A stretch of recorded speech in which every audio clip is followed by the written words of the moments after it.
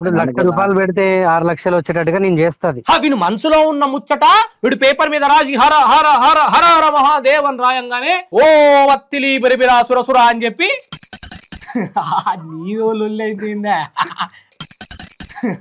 నీదో లొల్లైపోయిందా ఆకులు నాకెటోడు ఒకడైతే వాడు మూతులు నక్కేవాడు ఇంకొకడు, మన ముడ్డి నాకు పోయి వాడే వీడు. రైట్, ఏం జరిగిందో చాలా క్లియర్ ఇప్పుడు మనం చెప్పాలి ఫేక్ స్వామి.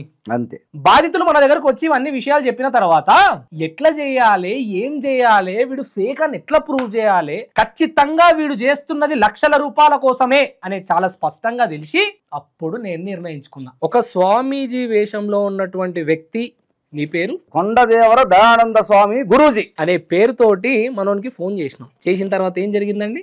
కొంపనాశనం అయిపోయింది, ఒకటి చినిగిపోయింది, ఒకటి వాడి నిమ్మకాయ చితికిపోయింది. హలో, నరేష్ గారా అండి? ఎన్ఎన్ మీడియా నరేష్ గారా అండి? చెప్పండి. నమస్తే సార్, నేను అది సిద్దిపేట దగ్గర దయానందరాజు గారు కొడుకు సందీప్ రాజుని మాట్లాడుతున్నాను. చెప్పండి గురూజీ. ఇప్పుడు నాన్నగారు మీ ఇంటర్వ్యూస్ చూస్తున్నారు యూట్యూబ్ లో. మీరు ఇట్లా అంజనం వేయడం గానీ, అవన్నీ ప్రశ్నలు అడగడం గానీ నాన్నగారికి చాలా నచ్చింది బాగా. సో మన సిద్దిపేట దగ్గర బస్ స్టాండ్ ఆపోజిట్ గల్లీలో నాన్నగారిది ఉంది, మనది ఆఫీస్ ఉంది. ఓకే, మీతో ఒకసారి నాన్న మాట్లాడి ఇంటర్వ్యూ అదే అరేంజ్ చెయ్యి, చూద్దాము ఎంత అవుతుంది ఏంది, ప్రశ్నలు మనం రాసుకోవాలా లేకపోతే వాళ్ళే రాస్తారా, ఇవన్నీ కొత్త మాకు. మరి అన్నీ అయితే మనం రెడీ చేసి ఇస్తాం, ప్రశ్నలు గిష్ణలు. మరి అది అంటే మీరు అడిగేవి మీరే ఇస్తారు, మేమేం చెప్పాలి కూడా మీరే ఇస్తారండి? మనం ఒక గంట సేపు డిస్కస్ చేసుకుంటే ఆటోమేటిక్ అయిపోద్ది.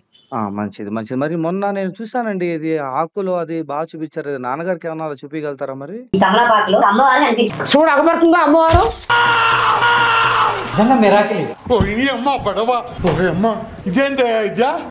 ఇంకా కొత్తగా ఏదైనా మంచిగా ప్రయోగం చేద్దాం. అంటే ఇంకా ఇంకా బాగా చూపించే ప్రయత్నం, అంటే రెగ్యులర్ ది కాకుండా ఇంకా కొత్తగా ఏదైనా చేస్తే బాగుంటది. అదే చూపిస్తే జనాలు మళ్ళా నమ్మరు.